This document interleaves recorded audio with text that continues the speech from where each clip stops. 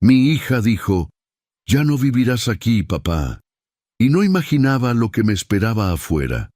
Llegué a mi casa pasadas las 4 de la tarde, con la camisa pegada al cuerpo por el calor, y mi propia llave no entró en la cerradura.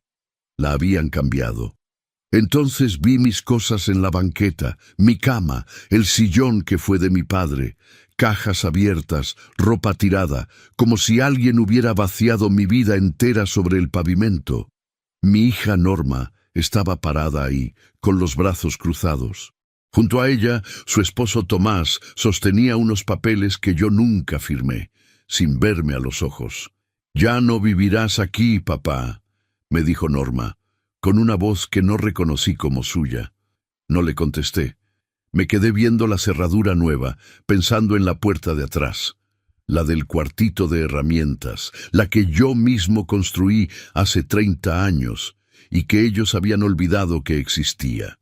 Y en voz baja, casi para mí, dije, cambiaron la cerradura, pero no cambiaron la casa. Para entender cómo llegué a esa banqueta, parado frente a mi propia vida tirada en la calle, hay que volver unos meses atrás, cuando yo todavía confiaba en mi hija. Antes de continuar, suscríbanse al canal y díganos en los comentarios desde dónde nos están escuchando. Me llamo Rogelio Ansúrez. Tengo 70 años. Aquí en Tlacotalpan me conocen como el electricista de toda la vida, aunque llevo casi 10 años jubilado. La gente sigue tocando mi puerta cuando algo falla, un apagón, un corto, un ventilador que ya no quiere encender. Yo nunca digo que no. Es lo único que me queda de aquellos años, además de esta casa. La casa la heredé de mi padre, que también fue electricista, aunque en su época todavía se trabajaba con cables forrados de tela y fusibles de porcelana.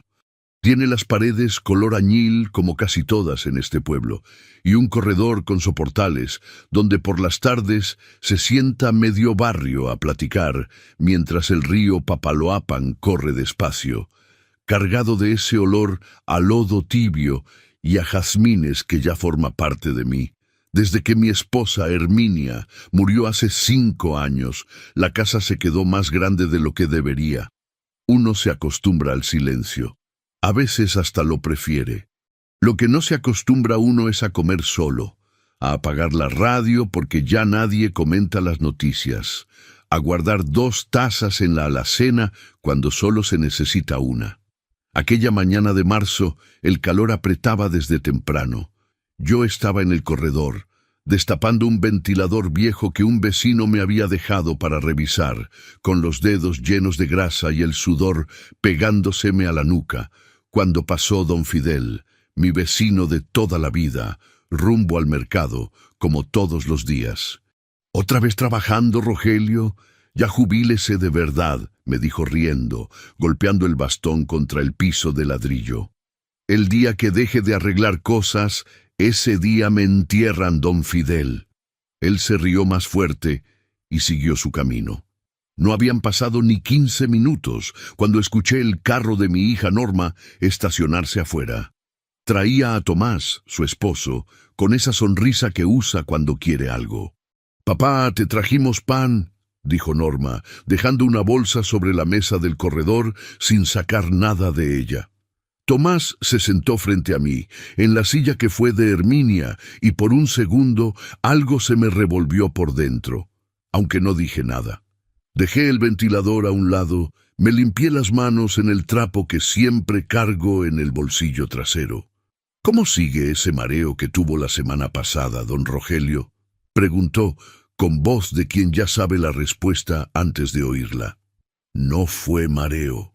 Me agaché muy rápido a recoger un destornillador y se me fue la vista un segundo. A cualquiera le pasa. «Aún así», dijo Norma sin mirarme, «deberías hacerte un chequeo. Hay un doctor muy bueno, amigo de Tomás. Hace estudios completos de memoria y todo eso». «Estoy bien de la memoria, hija.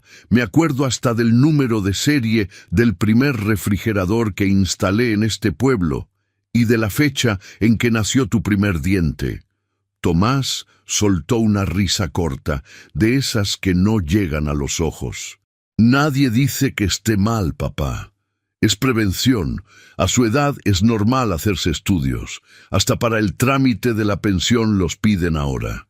Esa palabra, prevención, la dijo con demasiado cuidado, como quien repite algo ensayado la noche anterior frente al espejo. ¿Qué trámite de pensión? Yo no he movido nada de eso. Cosas nuevas del banco, dijo Norma, rápido, cambiando el peso de un pie a otro. Ya te explicamos otro día, papá. No te preocupes ahorita. Cambiamos de tema. Hablamos del calor, de un primo que se había ido a trabajar a Coatzacoalcos, de la fiesta del río que se acercaba. Conversación ligera, de esas que uno tiene cuando ya no sabe bien qué decirle a su propia sangre.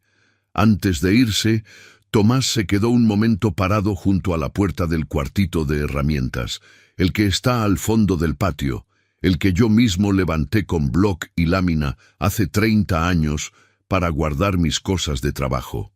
¿Todavía usas esto?, preguntó, tocando la puerta vieja con los nudillos. De vez en cuando. Ahí tengo mis herramientas, unas cámaras que instalé hace tiempo, cosas así.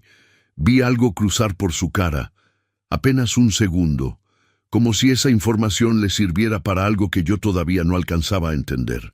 ¡Qué práctico!, dijo, y sonrió de nuevo. Esa palabra otra vez. Práctico. La misma que usaba Herminia, en paz descanse, cuando algo le parecía conveniente para otros, no para mí. Se fueron antes de que oscureciera. Yo me quedé en el corredor, viendo cómo el cielo se pintaba naranja sobre el río, escuchando a lo lejos una marimba que alguien tocaba en el malecón, mezclada con el motor de las lanchas que regresaban tarde. Esa noche, antes de dormir, pasé frente al cuarto que fue de Norma cuando era niña. Ahora guardo ahí cajas viejas y cables que ya no sirven. Toqué la pared, como quien se asegura de que algo todavía sigue en su lugar. Cerca de la medianoche, un ruido me sacó de la duermevela. Voces bajas, afuera, junto al portón. Me asomé por la ventana de mi cuarto y vi el carro de Tomás estacionado frente a la casa, las luces apagadas. No habían tocado el timbre, solo estaban ahí, él y Norma, hablando en voz baja junto a la reja. Abrí la ventana una rendija, lo justo para escuchar. El doctor dice que con un solo estudio basta para empezar el trámite, decía Tomás. Después el juez decide, pero para entonces ya tendremos todo listo. Norma dijo algo que no alcancé a oír, pero los dos se rieron. Una risa corta, cómplice, de las que dan frío en la espalda. Luego subieron al carro y se fueron. Yo me quedé ahí, parado en la oscuridad de mi cuarto, con el corazón golpeándome el pecho y una certeza fría subiéndome por la espalda. Mi hija no estaba preocupada por mi memoria. Estaba preparando algo, y yo todavía no entendía qué tan lejos pensaban llegar. No volví a dormir esa noche. Me quedé sentado en la cocina, con la luz apagada, escuchando los ruidos normales de la casa. El refrigerador, un perro ladrando 2 cuadras más allá, el viento moviendo las hojas del flamboyán del patio. Sonidos que de pronto ya no me parecían tan normales. Cada uno de ellos me hacía pensar en la voz de Tomás diciendo: «El juez decide», como si mi vida fuera ya nada más un trámite pendiente. A las 6 de la mañana, todavía oscuro, salí a caminar hasta el mercado. Necesitaba pensar, y caminar siempre me ayuda a ordenar las ideas, igual que cuando seguía un cable hasta encontrar el corto. Paso a paso, sin apurarse, hasta dar con el punto exacto donde algo falla. Me encontré a don Fidel, mi vecino de toda la vida, sentado en su puesto de siempre, tomando café antes de abrir su changarro de abarrotes. El aroma a café de olla se mezclaba con el del pan que alguien horneaba cerca, y por un momento, solo un momento, todo parecía un día cualquiera. «Se ve mal, Rogelio. ¿No durmió?» «Algo me tiene inquieto, don Fidel». Él bajó la voz, aunque no había nadie cerca, y se inclinó un poco hacia mí. «Pues mire, No quería decirle nada porque a lo mejor no es de mi incumbencia, pero la semana pasada vi a su yerno en la notaría, preguntando por trámites de interdicción. Mi sobrina trabaja ahí de limpieza y me lo contó porque le pareció raro que preguntara tanto y porque mencionó su nombre. La palabra interdicción me cayó como un balde de agua fría. Yo sabía lo que significaba, aunque nunca pensé que tendría que aplicármela a mí mismo. Es cuando un juez declara que una persona ya no puede tomar decisiones por sí sola y alguien más queda a cargo de todo, de la casa, del dinero, de la vida entera. ¿Está seguro de la palabra, don Fidel? Eso me dijo mi sobrina. Interdicción. Y que preguntó cuánto tiempo tarda el trámite si ya hay un dictamen médico de por medio. Le di las gracias y caminé de regreso a casa más despacio de lo normal, sintiendo el peso de los años en las rodillas y algo más pesado todavía en el pecho. Ya no era un trámite de pensión lo que Norma había mencionado aquella tarde, con esa voz nerviosa, cambiando el peso de un pie a otro. Era esto. Al llegar, el teléfono estaba sonando. Era una voz de mujer, formal, de esas que leen un guión sin variar el tono. ¿Hablo con el señor Rogelio Ansúrez? Sí, soy yo. Le llamamos del consultorio del doctor Wilfrido para confirmar su cita de este jueves a las 10 de la mañana. Evaluación cognitiva. Sentí que el piso se movía un poco bajo mis pies. Yo no pedí ninguna cita. Hubo un silencio breve. Del otro lado de la línea. Aquí en el sistema aparece registrada por un familiar, señor. Su hija, según veo. ¿Quiere que la cancelemos? No. Déjenla. Ahí voy a estar. Colgué despacio. Si ellos querían un estudio, yo se los iba a dar. Pero antes necesitaba entender exactamente qué tan avanzado estaba todo aquello. Y para eso solo conocía a una persona en quien podía confiar. Tomé el camión hacia la zona del registro público, donde trabajaba Ramiro, un muchacho al que le enseñé el oficio hace casi 20 años, cuando todavía cargaba mi caja de herramientas sin saber para qué servía cada cosa. Ahora usaba camisa de cuello y trabajaba entre archiveros y computadoras, en una oficina con aire acondicionado que olía a papel nuevo. Maestro Rogelio, me dijo sorprendido de verme, levantándose de su escritorio. ¿Qué lo trae por aquí? Necesito que me ayudes a revisar algo, Ramiro, algo relacionado conmigo. Le expliqué lo poco que sabía, en voz baja, mirando hacia los lados como si las paredes pudieran repetir lo que yo decía. Ramiro se quedó callado un momento, con las manos quietas sobre el escritorio, antes de contestar. Maestro, yo aquí solo manejo escrituras y propiedades. No puedo meterme en expedientes de juzgado y tampoco le puedo enseñar documentos internos aunque quisiera. Pero tengo un conocido que trabaja en el juzgado civil, alguien de confianza. Deme un día. Al día siguiente me buscó él mismo, antes de que yo tuviera que insistir. Mi conocido me confirmó que ya existe una solicitud presentada a su nombre, maestro, de declaración de interdicción. Todavía no pasa ante el juez.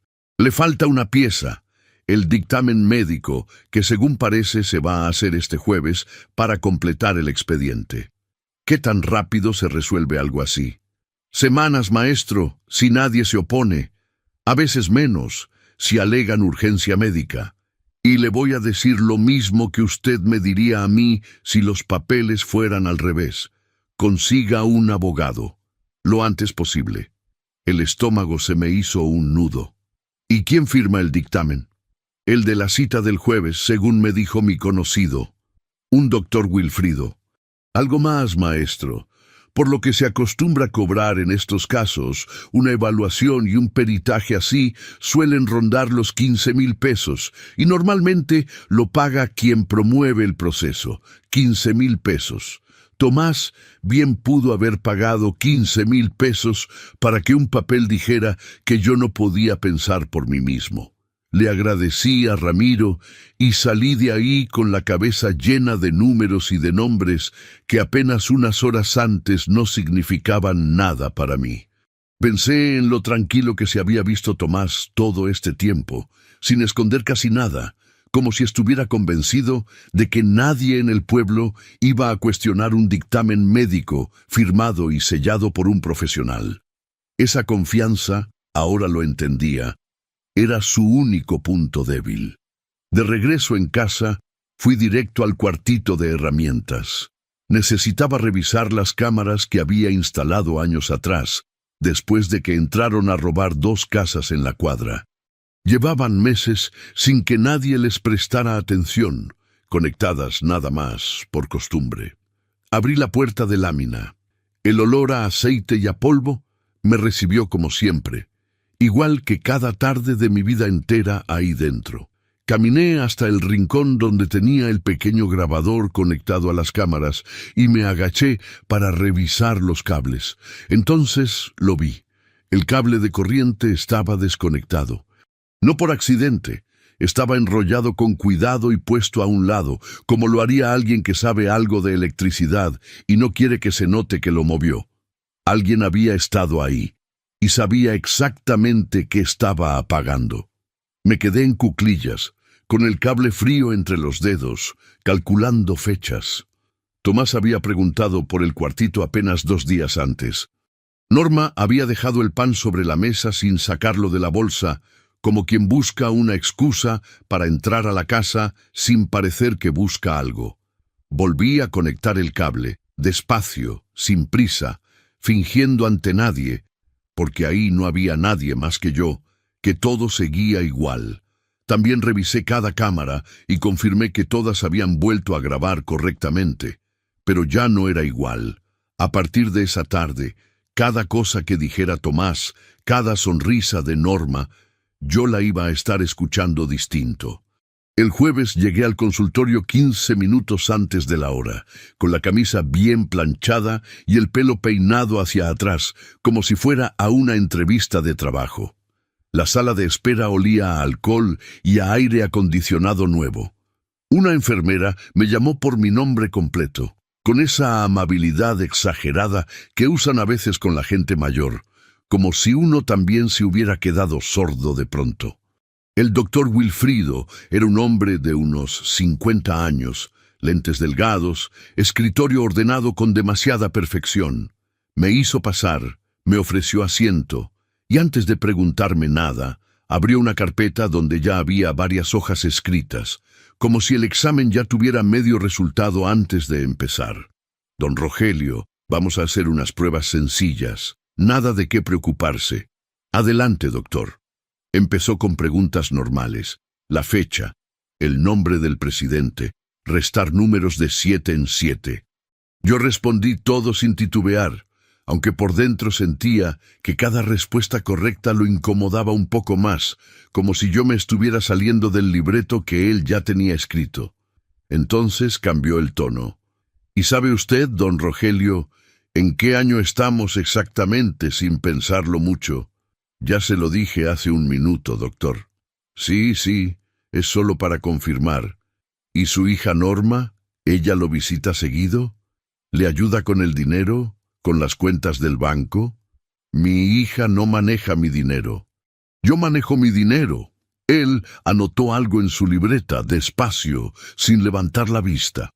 Esa forma de escribir, como quien ya sabe lo que va a poner antes de que uno termine de hablar, me hizo recordar a Tomás aquella tarde en el corredor, anotando algo después de ver el cuartito de herramientas. Saqué disimuladamente mi teléfono del bolsillo de la camisa y, fingiendo acomodarme en la silla, presioné el botón de grabar. Si iban a fabricar un papel sobre mí, al menos iba a quedar registro de cómo lo estaban fabricando. Doctor, una pregunta, dije, con la voz más tranquila que pude. ¿Quién pidió esta evaluación? Él levantó la vista por primera vez en varios minutos. Un familiar suyo, según el expediente. Es normal, don Rogelio, muchas familias se preocupan y piden estudios preventivos. ¿Y ya tiene usted una conclusión? ¿O todavía está evaluando? Eso lo determina el estudio completo. No se adelante. Pero algo en su mirada me dijo que la conclusión ya estaba escrita desde antes de que yo entrara por esa puerta. Terminamos la sesión 40 minutos después. Me despedí con un apretón de manos correcto, profesional, el tipo de gesto que no dice nada y lo dice todo al mismo tiempo. Salí a la sala de espera y, mientras aguardaba que la recepcionista me entregara el comprobante de la cita, escuché algo que no debía escuchar. La recepcionista hablaba por teléfono, bajito, tapando la bocina con la mano. Sí, ya quedó agendada la visita técnica para la próxima semana. Para evaluar la propiedad, sí.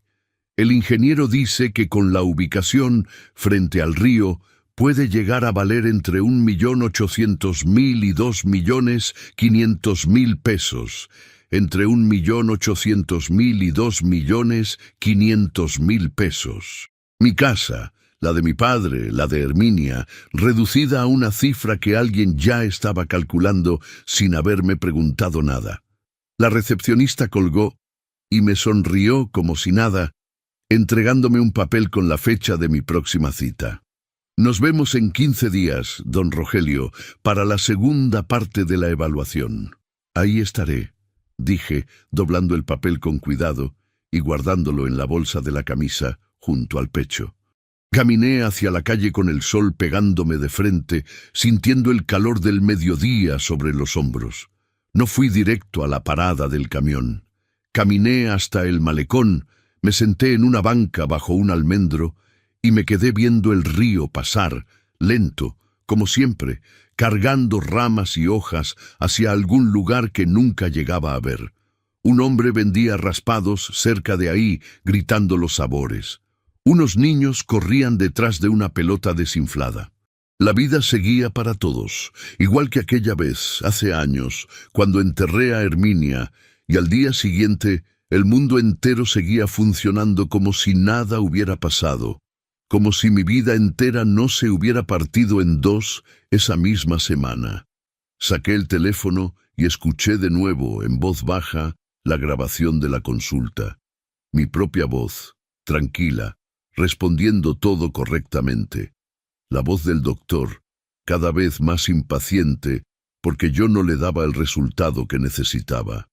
Guardé la grabación en una carpeta aparte, la misma donde ya tenía anotada la fecha de la cita falsa, el nombre del doctor, el costo de 15.000 pesos que me había contado Ramiro. Pero la evaluación de la casa me preocupaba más que cualquier otra cosa. Si ya estaban calculando cuánto valía mi propiedad antes de que un juez resolviera nada, eso solo podía significar una cosa: no pensaban esperar al juez. Esa noche llamé a Ramiro desde el teléfono de la casa con la luz de la cocina apagada otra vez, por costumbre. «Maestro, qué bueno que marca. Justo iba a buscarlo. Hay movimiento nuevo en su expediente». «¿Qué tipo de movimiento, Ramiro?» El juez fijó fecha para la audiencia preliminar. «Es en 15 días, 15 días. El mismo plazo de mi siguiente cita con el doctor Wilfrido.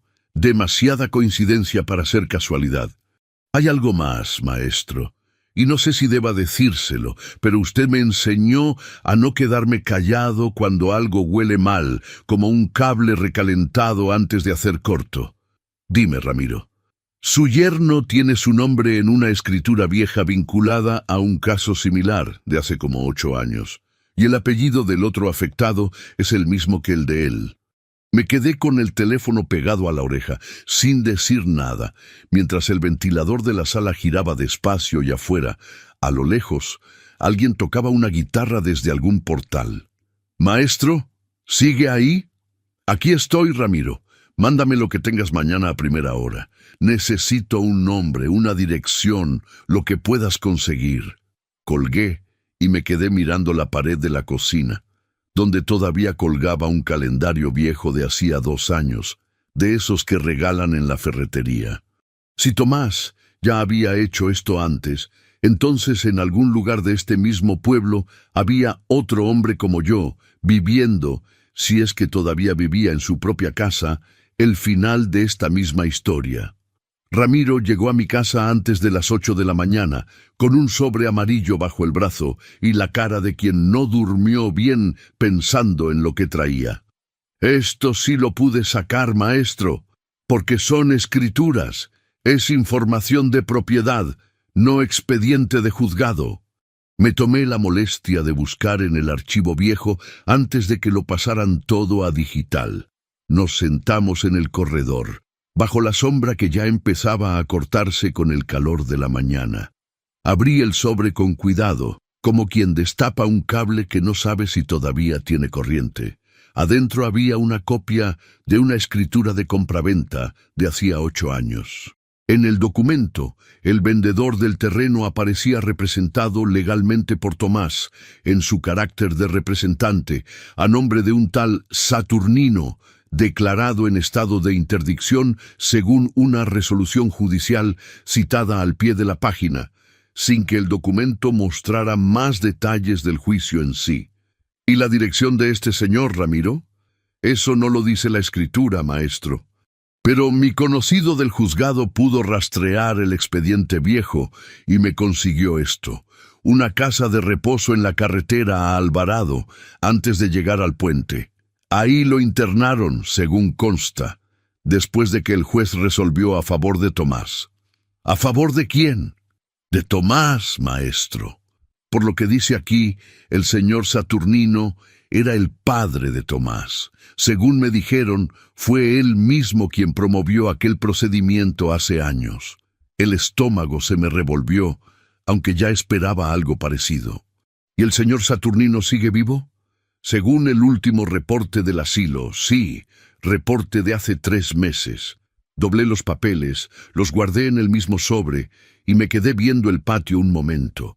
El lugar donde mi padre me enseñó a pelar un cable sin cortarme los dedos hace más de 50 años. Voy a ir a verlo, Ramiro.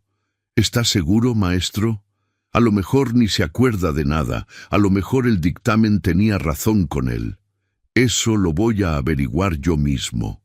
No un papel firmado por alguien que nunca lo conoció. Salí esa misma tarde, tomé el camión hacia Alvarado, con el sobre amarillo apretado contra el pecho, viendo pasar por la ventana los campos de caña, los charcos que dejaba la lluvia de la tarde anterior, las garzas paradas entre el lodo como si nada en el mundo le surgiera. El camión iba casi vacío. Solo una señora con 2 costales de mango y un muchacho dormido contra el vidrio, con audífonos puestos. Yo iba repasando en la cabeza lo que le diría a un hombre que ni siquiera sabía que yo existía, un hombre al que solo conocía por un nombre a medias cubierto con corrector y por la palabra interdicción, repetida demasiadas veces en los últimos días. La casa de reposo no tenía ningún letrero grande, solo un portón de metal pintado de verde, descarapelado, y un patio con plantas secas que alguien intentaba salvar a medias. Toqué el timbre y una mujer de uniforme azul me abrió, mirándome de arriba a abajo. «Buenas tardes. Vengo a visitar al señor Saturnino. ¿Es usted familiar? Soy un viejo conocido. Un asunto importante». Ella dudó. Miró hacia atrás, hacia un pasillo largo con puertas numeradas. «Es que normalmente solo familiares directos pueden pasar, señor». «Mire», dije, sacando el sobre amarillo lo suficiente para que viera el sello oficial sin leer el contenido. «Vengo de parte del registro público, revisando un expediente antiguo. Es importante que hable con él 5 minutos». Ella dudó. Pidió mi identificación. Revisó el sobre con el sello. Hizo una llamada rápida a la administración. Después de un momento que se sintió más largo de lo que fue, asintió con desgano. 5 minutos, nada más. Y si lo ve agitado, me avisa enseguida, por favor. El pasillo olía a desinfectante y a comida recalentada, con ese silencio pesado de los lugares donde el tiempo se mueve distinto, más despacio, como si a nadie le urgiera ya nada. Está en el patio de atrás. A esta hora siempre está ahí, viendo hacia el río.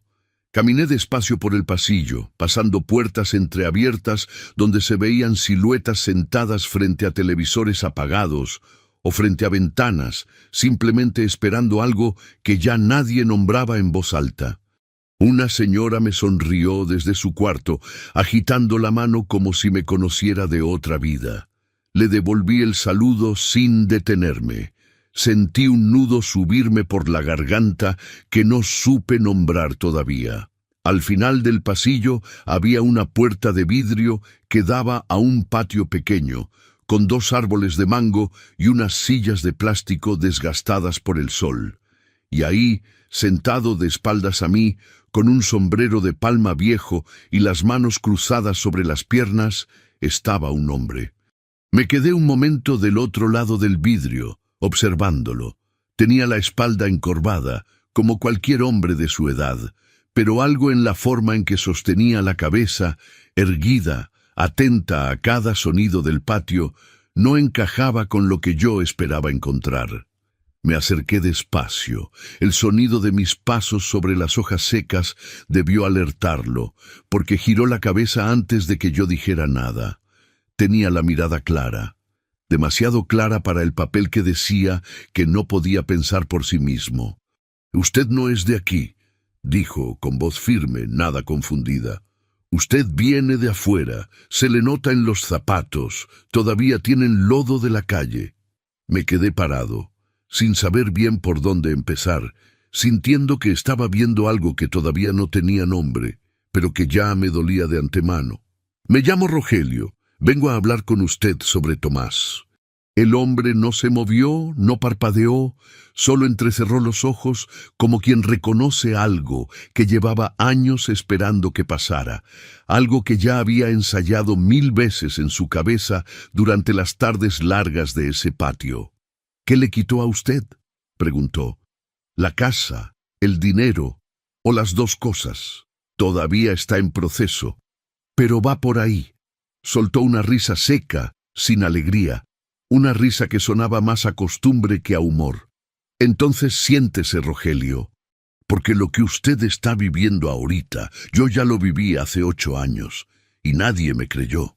Me senté en la silla de plástico junto a don Saturnino, sintiendo el sol de la tarde pegarme en la nuca a través de las ramas del mango. «Tomás es mi hijo», dijo sin rodeos, mirando hacia el río que apenas se alcanzaba a ver detrás de la barda. «Lo crié yo solo, después de que su madre se fue a trabajar a Estados Unidos y nunca volvió. Le enseñé todo lo que sé de negocios, de papeles, de cómo moverse entre notarías y juzgados, y cuando me fui poniendo viejo, cuando empecé a necesitar ayuda de verdad, usó todo eso en mi contra. Me quedé callado, dejando que las palabras me cayeran encima despacio, una por una, mientras una mariposa amarilla pasaba entre nosotros sin que ninguno de los dos la siguiera con la mirada. «¿Qué pasó, don Saturnino?» «Yo tenía un terreno grande, cerca de Tlacotalpan, heredado de mi padre. Tomás empezó a decir que yo ya no estaba bien de la cabeza, que se me olvidaban las cosas, que era peligroso que viviera solo.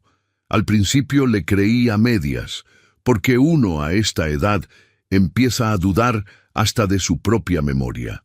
Se quedó callado un momento, juntando las manos sobre las piernas, como quien acomoda las palabras antes de soltarlas, respirando hondo el aire caliente de la tarde. Trajo a un médico, pagó por un estudio. El estudio dijo lo que él quería que dijera. Y en menos de 2 meses, un juez firmó que yo ya no podía decidir nada por mí mismo. Vendieron el terreno a los 4 meses. Yo nunca vi un peso de esa venta. ¿Y usted nunca pudo defenderse? Lo intenté. Hablé con un abogado de oficio, pero para entonces ya era tarde. El dictamen pesaba más que mi palabra. Cuando uno ya está declarado incapaz, nadie le cree nada, ni aunque hable claro, ni aunque recite de memoria el número de cada parcela que trabajó en su vida. Sentí que algo se me cerraba en el pecho, como cuando uno toca un cable vivo sin querer y el cuerpo entero se sacude antes de que la cabeza entienda qué pasó. ¿Por qué no se lo contó a nadie más? ¿A un periodista? ¿A la policía? Don Saturnino sonrió, esa misma risa seca de antes. Lo intenté con 2 enfermeras, con un padre que venía a dar misa los domingos, hasta con un nieto mío que vino a visitarme una vez. Todos me escuchaban con lástima, como quien le sigue la corriente a un loco. Porque eso es lo peor de todo esto, Rogelio. El papel no solo le quita a uno la casa, le quita la voz. Después de eso, ya nada de lo que uno diga vale.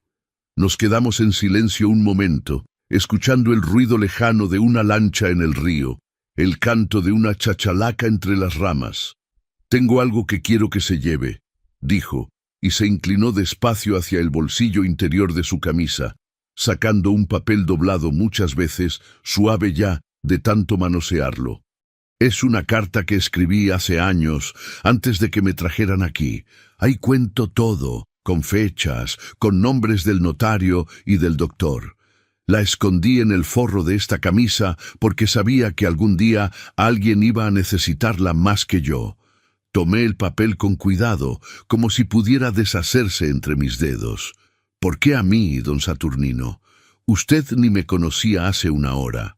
«Porque usted llegó preguntando, Rogelio. Nadie más lo hizo en 8 años. Eso ya dice bastante de quién es usted». Guardé la carta en el sobre amarillo, junto a los documentos de Ramiro, sintiendo el peso de algo mucho más grande que un simple papel. «Voy a usar esto, don Saturnino. Se lo prometo. Solo le pido una cosa. Cuando todo esto termine, sea cual sea el final, regrese y dígamelo usted mismo. No quiero enterarme por terceros, como me he enterado de todo en esta vida los últimos 8 años. Se lo prometo también». La enfermera apareció en la puerta de vidrio, dándome a entender sin palabras que el tiempo se había acabado. Me levanté, le apreté la mano a don Saturnino, una mano áspera, fuerte todavía a pesar de los años, y caminé de regreso por el mismo pasillo que olía a desinfectante. Salí al portón de metal verde justo cuando el sol empezaba a bajar, pintando el cielo de ese naranja quemado que solo se ve por esta zona del país. Esperé el camión de regreso sentado en una piedra, repasando cada palabra de don Saturnino, sintiendo que había visto, en carne y hueso, el final exacto que me esperaba a mí si no actuaba rápido. El teléfono sonó cuando el camión ya venía acercándose por la carretera, levantando polvo. Era un número que no reconocí. «Bueno, don Rogelio, disculpe que lo moleste a esta hora. Habla Eligio, el del taller de la calle Zaragoza. Usted me arregló la instalación hace años, ¿se acuerda?» «Sí, cómo no, Eligio. ¿Qué se le ofrece?» «Es que tengo un problema grande con la corriente del taller. Se me está yendo y viniendo, y mañana tengo que entregar un trabajo urgente. ¿Podría usted darse una vuelta mañana en la mañana? Le pago bien lo que usted diga». Dudé un segundo. Llevaba meses sin trabajar, y algo en el tono del hombre sonaba apurado de verdad, como tantas otras veces en 30 años de oficio. «Ahí estaré, Eligio. A las 9, ¿le parece?» «A las 9 está perfecto, don Rogelio. Muchas gracias, de verdad». Colgué, guardé el teléfono y subí al camión. El vehículo arrancó, levantando polvo rojizo sobre la carretera, y yo me recargué en el asiento con el sobre amarillo apretado contra el pecho. En ese momento no le di importancia a la llamada de Eligio. Más tarde entendí que no había sido una coincidencia. No tenía forma de saber que esa misma mañana, mientras yo estuviera ocupado revisando un cableado que nunca existió, alguien más iba a estar muy ocupado también del otro lado del pueblo, cambiando la cerradura de mi casa. A las 9 de la mañana en punto, toqué la puerta del taller de Eligio, en la calle Zaragoza, con mi caja de herramientas en la mano, la misma que fue de mi padre, con las esquinas ya redondeadas de tanto golpe y tanto uso. «Don Rogelio, qué puntual como siempre», dijo Eligio, abriéndome la cortina metálica a medias. «Pásele, pásele, mire nada más cómo está esto». El problema era real. Un tablero viejo, con los cables quemados en 2 puntos, corroídos por la humedad del taller, que quedaba a media cuadra del río. Cualquier electricista de verdad hubiera visto que aquello iba a tomar más de una mañana. Olía a aceite de motor y a metal caliente. Ese olor que llevo metido en la nariz desde que era niño y acompañaba a mi padre a sus trabajos. «Esto está peor de lo que pensé, Eligio. Voy a necesitar comprar algo de material. No se preocupe, don Rogelio, el tiempo que necesite. Qué bueno que pudo venir hoy mismo. Además, su yerno me dijo hace unos días que andaba usted libre estos días, que viniera a buscarlo si se ofrecía algo. Me quedé con el destornillador a medio camino del tablero. ¿Tomás te dijo eso? Sí, lo encontré en la tienda de la esquina, platicando con su esposa. Me preguntó cómo iba el negocio y yo le conté del problema de la corriente. Él fue el que me dio su número. Dijo que usted seguro tenía tiempo de sobra. Sentí algo frío bajarme por la espalda, ahí parado en ese taller que olía a aceite quemado y a polvo de cemento. Tomás sabía exactamente dónde estaría yo esa mañana. Lo había organizado él mismo, sin que Eligio se diera cuenta de nada. «Qué bueno que se acordó», dije, tragándome lo demás, y seguí trabajando. Caminé hasta la ferretería, compré cable, conectores, 2 pastillas nuevas para el tablero. El dueño me cobró 350 pesos y me preguntó por mi salud, como siempre, mientras envolvía todo en papel periódico. Regresé al taller bajo un sol que ya pegaba fuerte, sintiendo el sudor pegárseme a la camisa. El trabajo avanzó lento. Cada vez que terminaba una conexión, Eligio encontraba otra cosa que enseñarme, otro foco que parpadeaba, otro contacto flojo en la bodega de atrás. Yo, por costumbre de toda la vida, no podía dejar nada a medias, y él parecía saberlo, porque cada vez que yo guardaba mis herramientas pensando en irme, aparecía con un nuevo problema, pequeño, pero suficiente para retenerme media hora más. Mire nomás esto también, don Rogelio, ya que está usted aquí. Eligio, a este paso me va a tener todo el día. Pues ya que vino hasta acá, mejor dejamos todo bien de una vez, ¿no le parece? Para no andarlo molestando otra vez la semana que entra. Algo en esa insistencia, mirándolo ahora con otros ojos, me pareció demasiado conveniente. Pero el tablero de verdad necesitaba arreglo, y yo nunca he sido de los que dejan un trabajo a medio terminar, así fuera el último día de mi vida. Quédese a comer, don Rogelio. Mi esposa hizo mole. No quiero darle molestia a Eligio. ¿Cuál molestia? Usted me está salvando el negocio. Además, ya casi terminamos. Acepté, porque así me criaron, y porque decir que no a un plato de mole recién hecho nunca fue de mis virtudes. Comimos despacio, hablando de cosas sin importancia, del precio del material, de un sobrino de Eligio que se había ido a trabajar a Estados Unidos, de la fiesta del río que ya estaba cerca. Eran casi las 3 de la tarde cuando terminé de probar el tablero, de revisar que cada pastilla respondiera bien, de guardar mis herramientas una por una en su lugar, como siempre. Muchas gracias, don Rogelio. ¿Cuánto le debo? Con 800 pesos estamos bien, Eligio. No se apure por el material, ya se lo cobré aparte. Me pagó, me dio la mano con esa fuerza honesta de la gente de oficio y salí del taller secándome el sudor de la frente con el mismo trapo de siempre. Caminando hacia la parada del camión, saqué el teléfono para ver la hora y encontré 4 llamadas perdidas de don Fidel, todas de la última hora, y un mensaje de texto escrito con esas letras grandes y torpes de quien apenas está aprendiendo a usar un celular. Rogelio, venga rápido a su casa, pasa algo raro. El estómago se me cerró de golpe. Marqué de inmediato, pero la llamada no entraba, solo timbraba y timbraba sin que nadie contestara. Corrí en la medida en que mis años ya me lo permitían, apretando el paso lo más que podía hasta la parada del camión. El que pasaba en ese momento iba lleno, apretado de gente que regresaba del mercado, y tardó casi 20 minutos en arrancar porque el chofer esperaba a un pasajero que no llegaba. Me quedé de pie todo el trayecto, sosteniéndome del tubo metálico con una mano y el sobre amarillo con la otra, sintiendo cada bache de la carretera como un golpe directo al pecho.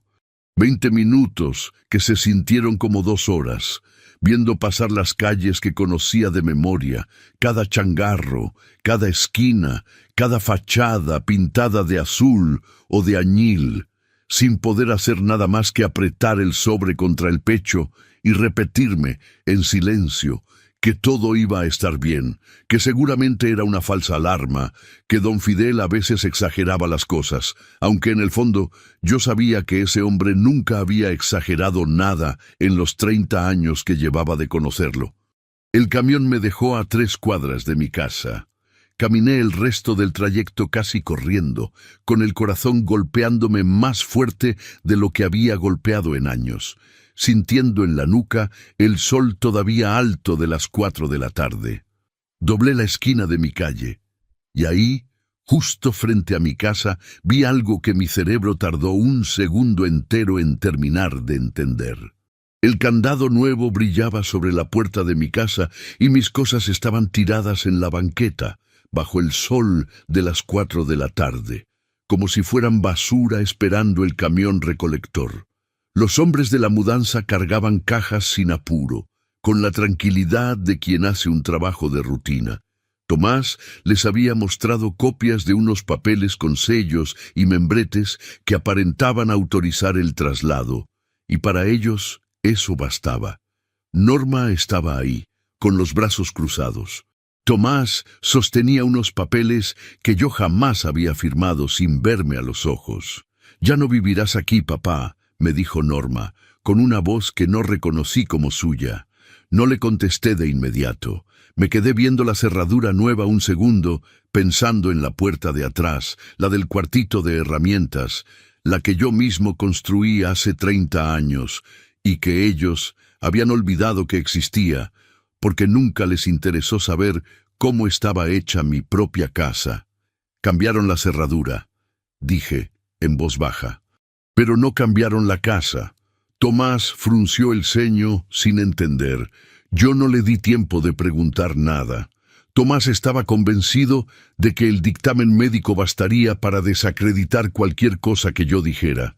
En su cabeza, un viejo que ya había sido evaluado por un médico no tenía autoridad moral para contradecir nada. Por eso no reaccionó. Para ellos, el plan nunca incluyó vigilar la parte de atrás. Solo necesitaban la puerta principal cerrada con candado nuevo para que la mudanza se viera oficial, como un trámite ya resuelto. Los hombres de la mudanza seguían ahí, esperando instrucciones, y entre eso y la sorpresa, ni Tomás ni Norma reaccionaron a tiempo cuando caminé hacia la calle de atrás, por el callejón que separa mi terreno del de doña Petra, sintiendo los ojos de Norma siguiéndome sin saber qué hacer, demasiado sorprendida para detenerme. La puerta del cuartito tenía su propia chapa, vieja, oxidada, la misma que instalé el mismo año que nació Norma. Saqué la llave que siempre cargo en el llavero, junto a la de mi camioneta vieja que ya ni manejo, junto a la del candado del tinaco que cambié hace 2 veranos. Entró sin problema, con ese ruido seco y conocido de un mecanismo que uno mismo armó con sus propias manos. Adentro, el olor a aceite y a polvo me recibió como cada tarde de mi vida entera. El grabador seguía conectado donde lo había dejado, sobre el estante de madera, entre cajas de tornillos y rollos de cable que ya nadie usaba. La luz roja parpadeaba, señal de que estaba grabando. Saqué la tarjeta de memoria con manos que ya no me temblaban como hacía unos minutos, y la guardé junto al sobre amarillo, junto a la carta de don Saturnino, junto a la grabación del consultorio del doctor Wilfrido. Caminé por el patio interior hacia la puerta de la cocina, la que da hacia adentro de la casa, la que nunca tuvo candado porque siempre confié en que nadie entraría sin avisar. Estaba abierta. Entré a mi propia casa por donde nadie esperaba que entrara un hombre al que acababan de dejar en la calle. Norma y Tomás seguían afuera, discutiendo con los hombres de la mudanza, cuando salí por la puerta principal, desde adentro, y la abrí de par en par. El silencio que se hizo en ese momento fue tan completo que se escuchó hasta el canto de un zanate en el flamboyán de enfrente. ¿Cómo? Empezó Tomás, mirando la puerta abierta como si hubiera visto un fantasma. Esta casa la conozco mejor que ustedes dos juntos, dije, parado en el umbral, con el sobre amarillo en una mano y el teléfono en la otra. La construyó mi padre. La cuidé yo 50 años, y ustedes pensaron que con cambiar una cerradura bastaba. Los vecinos empezaban a salir a sus puertas, atraídos por las voces. Don Fidel ya estaba ahí, parado al final de la banqueta, con el celular en la mano, grabando todo sin disimulo, como tantas veces lo había visto hacer cuando algo en la calle merecía quedar registrado. «Papá, esto no es lo que parece», dijo Norma, dando un paso hacia mí con la voz quebrada, mirando de reojo a los vecinos que ya se habían reunido. «¿No? Porque a mí me parece exactamente lo que es. Un dictamen médico falso, pagado con 15,000 pesos por Tomás. Una solicitud de interdicción todavía sin resolver ante el juez. Y una mudanza que empezaron sin esperar a que nadie dijera nada. Tomás intentó hablar, pero yo levanté la mano, no con violencia, solo con la firmeza que se aprende después de toda una vida resolviendo problemas que otros dejan a medias. Respiré hondo, bajé la vista un segundo hacia el sobre amarillo que sostenía, como quien busca ahí el orden de lo que va a decir. Tengo la grabación de la consulta con el doctor Wilfrido, donde queda clarísimo que él ya tenía la conclusión escrita antes de hacerme una sola pregunta. Tengo una escritura de hace 8 años que vincula el nombre de Tomás a un caso idéntico.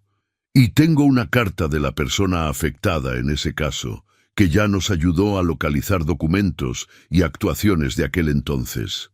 Vi la cara de Norma cambiar por completo. Volteó a ver a su esposo, buscando una negación que él no le dio. «¿De qué está hablando, Tomás?» Tomás no contestó. Se quedó mirando el sobre amarillo en mi mano, como quien ve el final de algo que llevaba meses construyendo con cuidado. «Su padre, Norma», dije sin apartar la vista de Tomás. «Saturnino. Está vivo, está lúcido, y lleva 8 años en un asilo en la carretera a Alvarado, esperando que alguien le crea». El silencio que siguió fue distinto al de antes, más pesado, más real. Saqué mi teléfono y marqué el número de la policía municipal, mientras los hombres de la mudanza, incómodos, dejaban de cargar cosas y se quedaban parados junto al camión, mirándose entre ellos sin saber qué hacer. «Oiga, señor», dijo uno de ellos dirigiéndose a Tomás, «si hay problema de papeles, nosotros mejor no nos metemos. No queremos broncas legales por una mudanza». «No hay ningún problema», dijo Tomás, con la voz ya menos segura que media hora antes. «Sigan trabajando». «Yo creo que sí hay problema», contesté, sosteniendo el teléfono contra la oreja, esperando que contestaran del otro lado. «Y en un momento va a venir alguien a confirmárselos». «Buenas tardes», dije por fin, con la voz tan firme como pude sostenerla, cuando la operadora respondió. «Necesito reportar un intento de despojo en mi propia casa, con documentos falsificados de por medio. Tengo las pruebas aquí mismo, grabaciones y expedientes oficiales». Mientras esperaba que enviaran una patrulla hasta mi calle, miré a Tomás directamente a los ojos, y por primera vez desde que lo conocía, dejó de parecer un hombre seguro de sí mismo. La patrulla llegó 15 minutos después, con las torretas encendidas pero sin sirena, como suele pasar en un pueblo donde todos terminan por enterarse de todo de cualquier forma. El polvo de la calle se levantó un poco con las llantas, y los vecinos, que ya se habían reunido, se hicieron a un lado, sin dejar de mirar. 2 oficiales bajaron, uno mayor, con bigote canoso y el uniforme ya un poco gastado en los codos, y uno joven que apenas empezaba a sudar la camisa del uniforme bajo ese sol de las 4:30 de la tarde. El mayor se acercó primero, mirando las cajas en la banqueta, el camión de mudanza, a Norma con los ojos rojos, a Tomás parado como quien ya sabe que algo se le acabó. ¿Quién hizo el reporte? Yo, dije, entregándole el sobre amarillo. Aquí está todo. Documentos del registro público, una grabación de una evaluación médica fraudulenta y una carta de otro afectado por la misma persona, hace 8 años. El oficial revisó los papeles despacio, con esa calma de quien ha visto muchas disputas familiares, pero pocas veces con tanta evidencia ya reunida. Cuando llegó a la carta de don Saturnino, levantó la vista. Esto necesita ir directo al Ministerio Público, señor. Necesitamos tomar declaraciones y poner estos hechos en conocimiento del Ministerio Público. Y a usted, le dijo a Tomás, le voy a pedir que nos acompañe para rendir la suya. Yo no hice nada ilegal, dijo Tomás, pero su voz ya no tenía la firmeza de las primeras palabras de la tarde. Eso lo va a decir un juez, no usted ni yo. Los hombres de la mudanza, sin que nadie se los pidiera, empezaron a regresar mis cosas a su lugar. La cama, el sillón de mimbre, las fotografías de Herminia que alguien había envuelto en una sábana sin cuidado. Las acomodé yo mismo, una por una, mientras la tarde se enfriaba poco a poco. Norma se quedó en la banqueta viendo cómo se llevaban a su esposo, sin saber bien dónde pararse, hasta que se acercó a mí, despacio, como quien camina sobre vidrio. Papá, yo no sabía lo de tu papá, lo del padre de Tomás. Te juro que no sabía. No le contesté de inmediato. La miré, buscando en su cara a la niña que fue, la que se sentaba en mis piernas a ver televisión los domingos. Quiero creerte, hija, pero ahora vas a tener que demostrarlo con algo más que palabras. Durante los siguientes 4 meses pasé entre citas, declaraciones, evaluaciones y trámites judiciales. La investigación obligó a suspender varias actuaciones previstas, incluida la audiencia preliminar que originalmente estaba programada para 15 días después. Un perito independiente designado por el propio juez me hizo una evaluación completa. Memoria, razonamiento, orientación, cálculo. Hasta me pidió que le explicara cómo funciona un interruptor de 3 vías, y se la expliqué con tanto detalle que el hombre terminó riéndose. Todo quedó en regla, todo documentado, todo firmado por alguien que nunca había recibido un peso de mi familia. Con la ayuda de un abogado de oficio que Ramiro me ayudó a conseguir, presenté todas las pruebas como un incidente. El juez desestimó el dictamen del doctor Wilfrido por fraudulento y declaró inválido el supuesto poder notarial presentado por Tomás. También se admitió como prueba la grabación de mis propias cámaras del cuartito de herramientas que habían captado, sin que nadie lo planeara, la entrada de los hombres al patio trasero y el momento en que abrieron la puerta de la cocina sin ninguna autorización, antes de que ningún juez hubiera resuelto nada.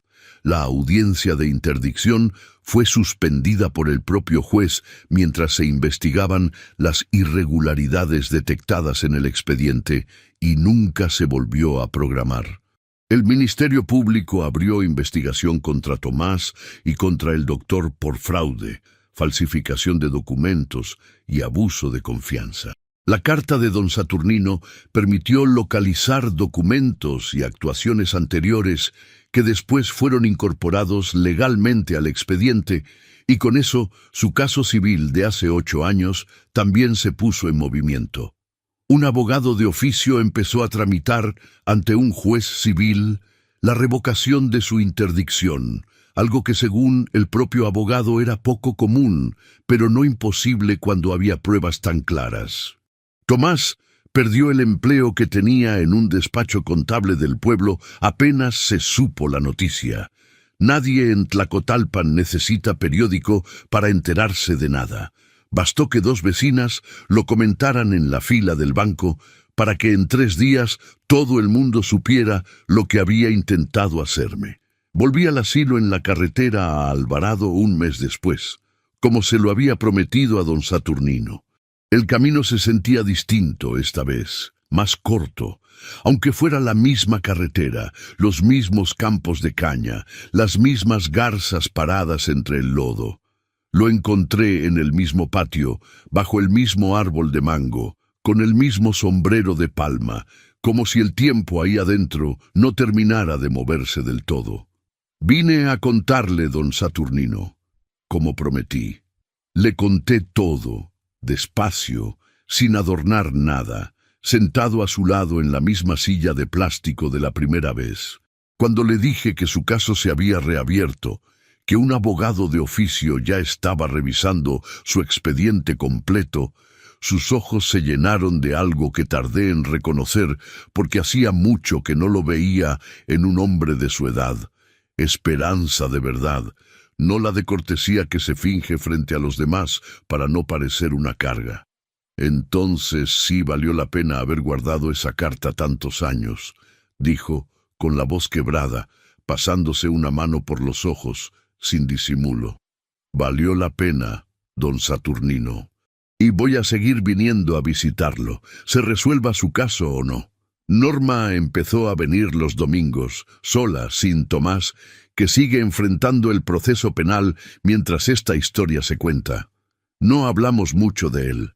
Hablamos de Herminia, de cuando era niña, de recetas que su madre le enseñó y que ella había olvidado hasta que empezó a prepararlas otra vez en mi cocina. Una tarde, mientras colgaba de nuevo el retrato grande de Herminia en el pasillo, el mismo que casi sale de esta casa metido en una caja, me quedé viendo mi propio reflejo en el vidrio del marco. Los mismos ojos cansados de siempre, manos curtidas, la misma casa de siempre. Aquella tarde entendí algo que me habría gustado no aprender nunca. Tener la llave de una casa no significa tener derecho a entrar en ella. Y eso, después de todo lo vivido, me pareció una lección más valiosa que cualquier herencia. Si esta historia le tocó algo por dentro, suscríbase, active la campanita y díganos en los comentarios usted qué hubiera hecho en mi lugar, perdonar o cerrar la puerta para siempre. Gracias por escucharme.